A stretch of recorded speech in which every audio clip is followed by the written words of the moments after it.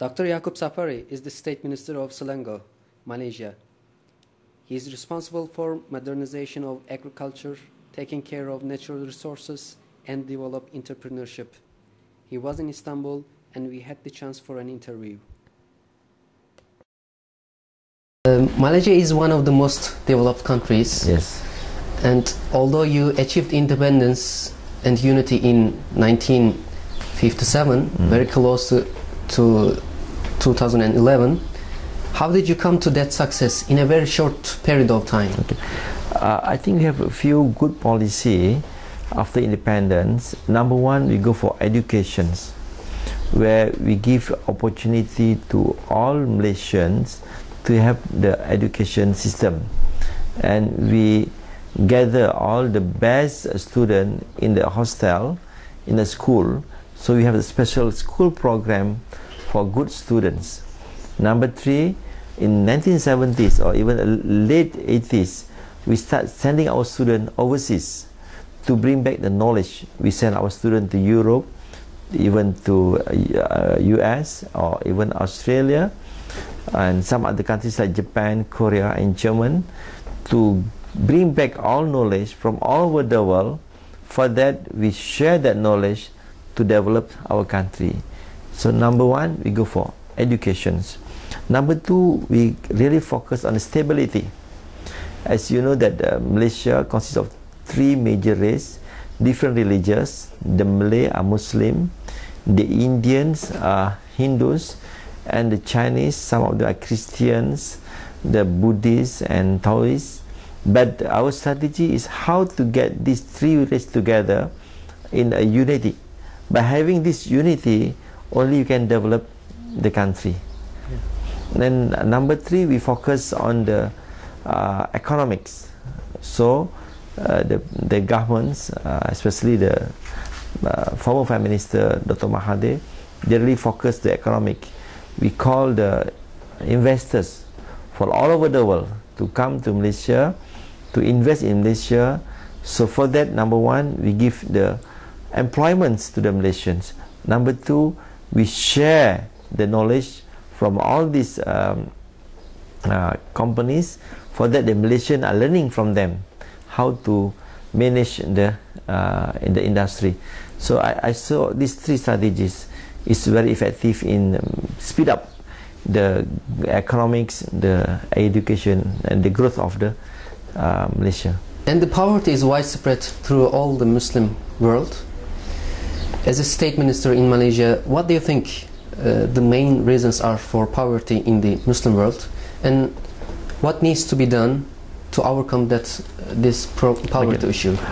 I think poverty is related to the education level. So the strategy to eradicate the poverty, number one, to improve the education level. If they are educated enough, I mean, let's say 20% of the population are graduate from university, so they themselves will get away from the poverty. Number two, we give the skill program. So because if they enter a job or employment only after secondary school, so the pay is very low.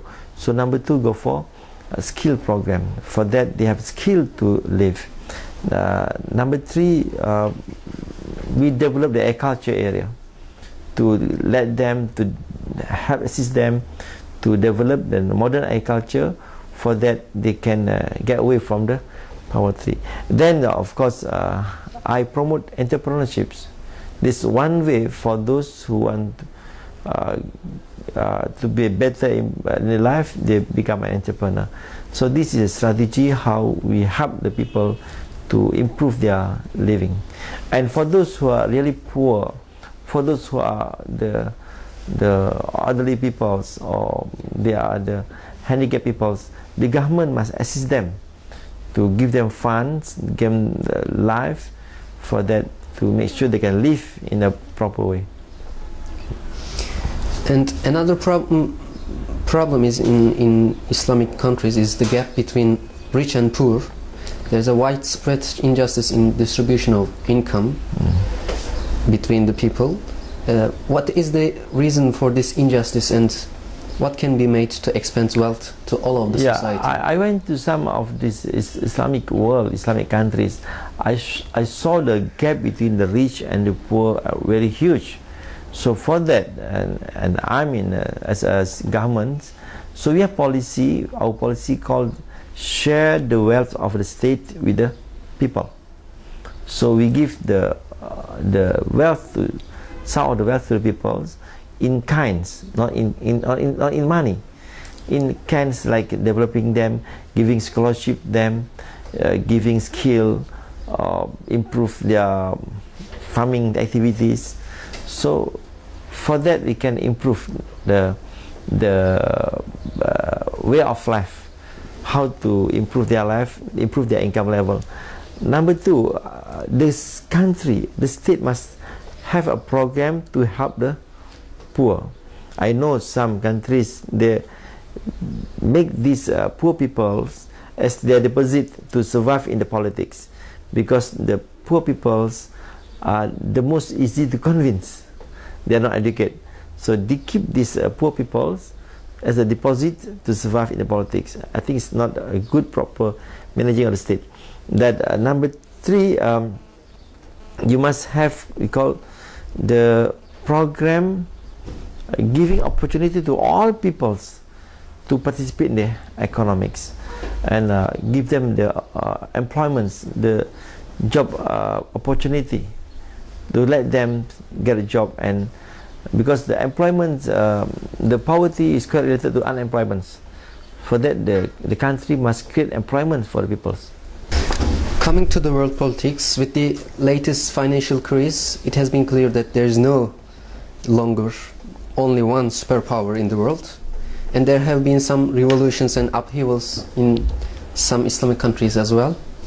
But on the other hand, Muslims always suffer because of the lack of unity among themselves. What is your vision of the Islamic world for the future and unity of Islam? Okay, in future, I think we need a government who uphold the justice for the people. Make sure the ministers or the leaders must uphold the principle of justice in the country. Number two, there must be a, you know, why people are fighting is because of dissatisfactions. They are poor, low educations, and the other side are people who are very rich. In any part of the world, then there is a group, a rich, very rich, and the poor are so poor, so it become confrontationals between the poor and the rich. For that, the future leader must put, make sure that the gap between the poor and the rich become very, not very wide, I mean become closer. Number two, give the proper education to the peoples. The poor peoples, no educations, they are easily to be exploited. But educated peoples and rich peoples, it's not easy to be exploited. To have a unity in the future, so I said you must have a good education policy to the peoples. I noticed some Islamic countries, they are okay, the group of the non-educated is very huge. For that, they are easily exploited by others. Number three, you must give the freedom and democracy to peoples. I noticed some of the countries do not have the freedom to have the democracy in their countries, and the leadership control everything, the media, the wealth of the state. For that, people are fighting for that. So in future, you must have a country, we give the freedom to people to voice out their feeling, to have a freedom to write, to have the freedom to express. For that, they can reduce the tension in the country.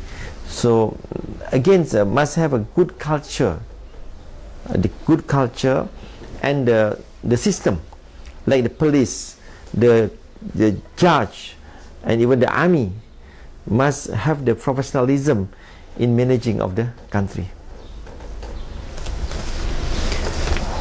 And Muslim youth is under the influence of popular culture of Western societies. It seems hard to transfer Islamic culture and way of life into Muslim youth. What is your suggestion for channeling youth into Islamic culture? Okay. Yes, as we saw in all over the world, even Islamic country, the youth are much influenced by the Western society. But I believe if you have a proper Islamic education from the beginning, from the kindergartens, from the primary school, secondary school, or even up to university level, if they give a good Islamic education, they are not easily influenced by this Western culture or any bad culture, even bad local culture. So they have the defense mechanism to control this. Number two, as a state, we must promote a good culture among the youth and give them alternative. And the state must give opportunity to the youth to express their impressions, give them chance to say in the country. For that, they are not. It's a part of the society of the state. Yeah.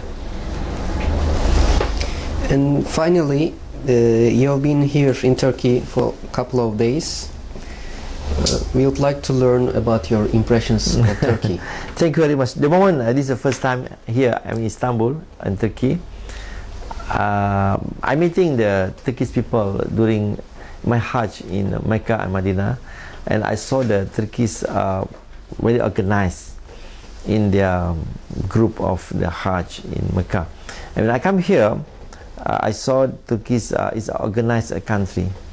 From the airport to the hotels, the infrastructure of the road is good, and it's quite clean state. It's a part of Europe. And I learned from you about your foundations. You have very good foundations here, and promoting better life for the peoples, better culture for the peoples. And I really learned how you manage this. Maybe this one I have to share with our peoples in Malaysia. So I hope Turkey one day will become another great Islamic country where the rest of the world will share with you. Dr. Yakup Sapari, thank you very much for your time. Thank you very much.